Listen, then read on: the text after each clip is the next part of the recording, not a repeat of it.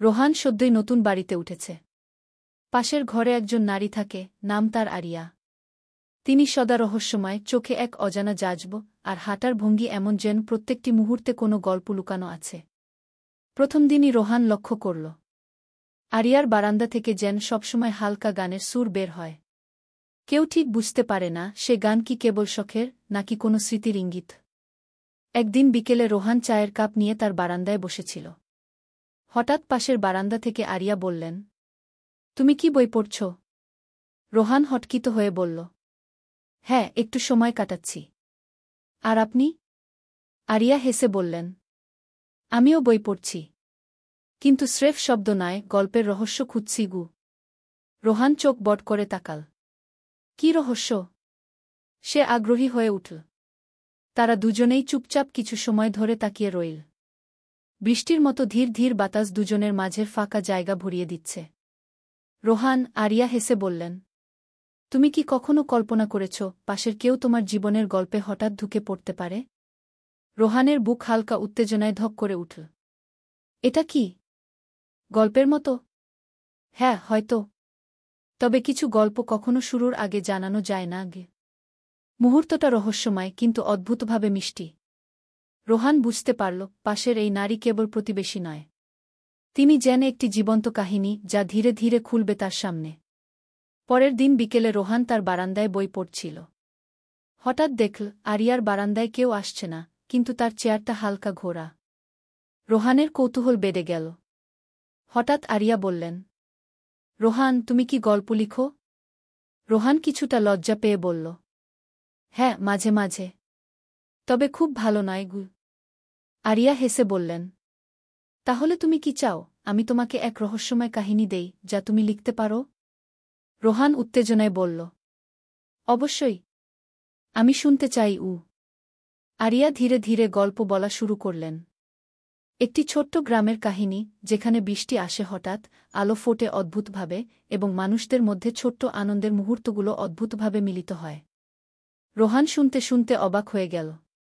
কিভাবে একজন মানুষ এত সুন্দরভাবে গল্পকে জীবন্ত করে তুলতে পারে? হয়তো আরিয়া কেবল প্রতিবেশী নয়, তিনি যেন জীবন্ত গল্পের প্রতিচ্ছবি। তুমি কি মনে করো? আরিয়া বললেন ধীরে। গল্প কেবল লিখে শেষ হয় না, কেউ পড়লেই তা জীবন্ত হয়ে ওঠে গি। রোহানের চোখে আগ্রহ আর উত্তেজনার ঝলক। হঠাৎ সে বুঝল, এই রহস্যময় নারী শুধু গল্পের মধ্যে নয়, তার জীবনের মধ্যেও একটি রহস্য হয়ে গেছে। পরের বিকেল রোহান বই পড়তে বসেছিল। হঠাৎ আরিয়ার বারান্দা থেকে একটি ছোট্ট নোট পড়ে তার দিক দিয়ে আসে।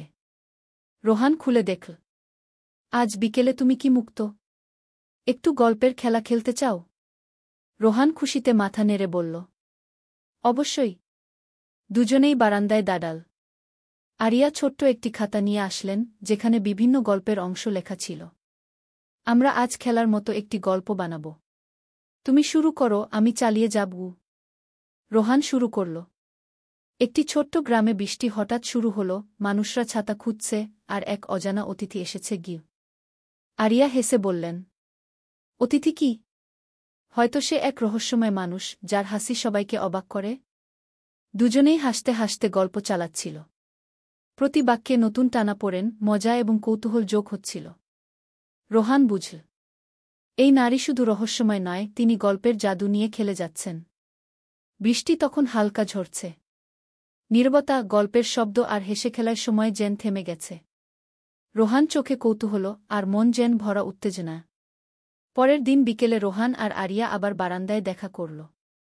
এইবার খাতা আর কলম নিয়ে তারা ঠিক করল, একটি গল্প বানানো হবে পরস্পরের কথায়, একটা না। রোহান শুরু করল।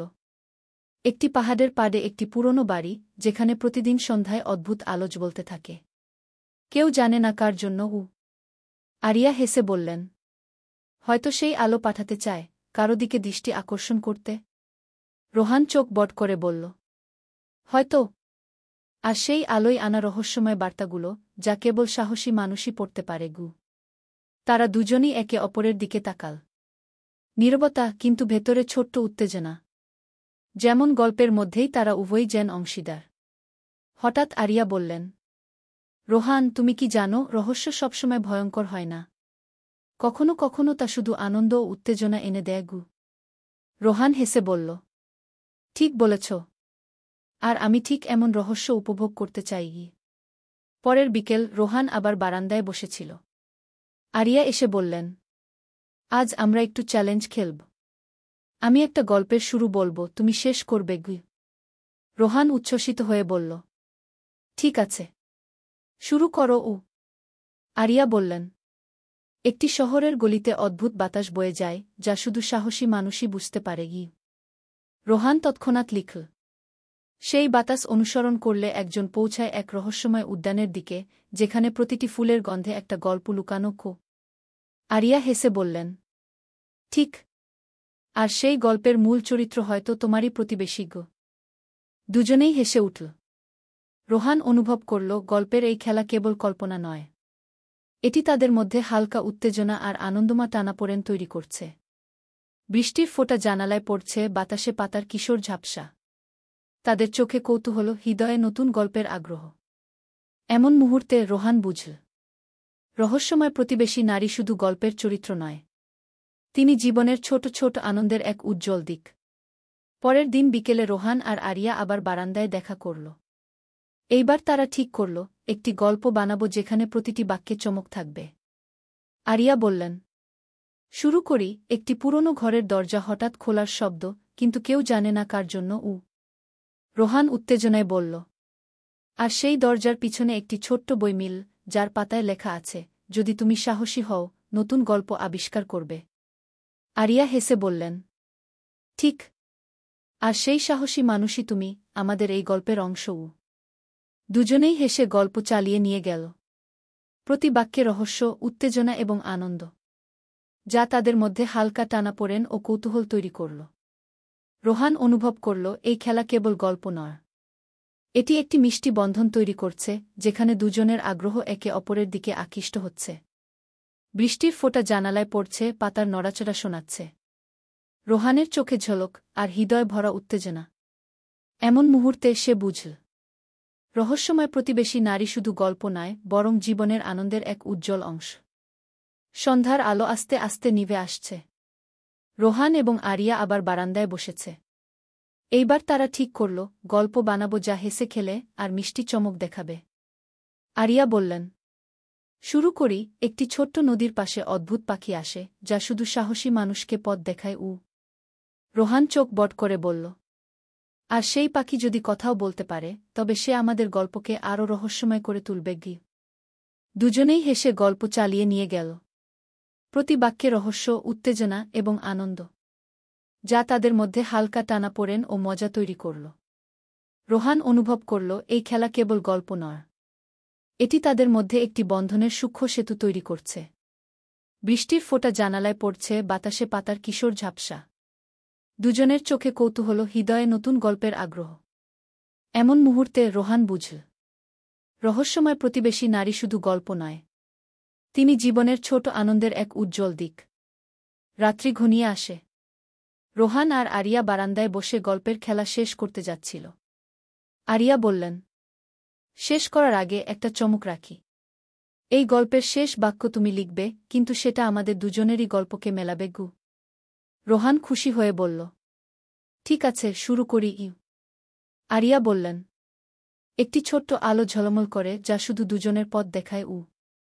রোহান ধীরে লিখল, এ আলোতে আমরা খুঁজে পেলাম হাসি, গল্প এবং এক সুপ্ত বন্ধনের উষ্ণতা। দুজনেই চুপচাপ একে অপরের দিকে তাকাল। নীরবতা, কিন্তু হৃদয় ভরা আনন্দ এবং উত্তেজনায়। রহস্যময়তা রয়ে গেল, কিন্তু তা আর ভয়ঙ্কর নয়। শুধু হাসি, গল্প এবং বন্ধনের উষ্ণ স্মৃতি। বাইরে হালকা বাতাস বইছে, বৃষ্টির ফোঁটার মতো সতেজতা ছড়াচ্ছে। রোহান বুঝল, এই প্রতিবেশী নারী শুধু রহস্য নয়, তিনি তার জীবনের সুন্দর, আনন্দময় এবং অনুপ্রেরণামূলক অংশ। এটাই গল্পের আসল জাদু। আরিয়া হেসে বললেন, যেখানে প্রতিটি মুহূর্তই সুখ, রহস্য এবং মজা দেয়া। রোহান হাসল, আপনার সঙ্গে গল্প করা সবসময় এক অনন্য অভিজ্ঞতা। পরের সকালে রোহান বারান্দায় বসে রোদ ভিজে চা খাচ্ছিল। আরিয়া আস্তে হেঁটে এসে বললেন, রোহান, তুমি কি জানো, গতকালকের গল্পটি শুধু কল্পনা নয়, কিছু মুহূর্ত জীবনের মতোই হতে পারে। রোহান হেসে বলল, হ্যাঁ আপা। আমি বুঝেছি গল্পের রহস্য কখনো ভয়ঙ্কর নয়, এটি আনন্দ, উত্তেজনা আর নতুন ভাবনার উৎস। দুজনেই চুপচাপ কিছুক্ষণ বসে রইল। নীরবতা, কিন্তু হৃদয় ভরা শান্তি এবং মিষ্টি উত্তেজনা। আরিয়া ধীরে বললেন, জীবনে অনেক রহস্য থাকে, তবে সত্যিকারের বন্ধন মানে হল আনন্দ ভাগাভাগি করা আর একে অপরকে প্রেরণা দেওয়া।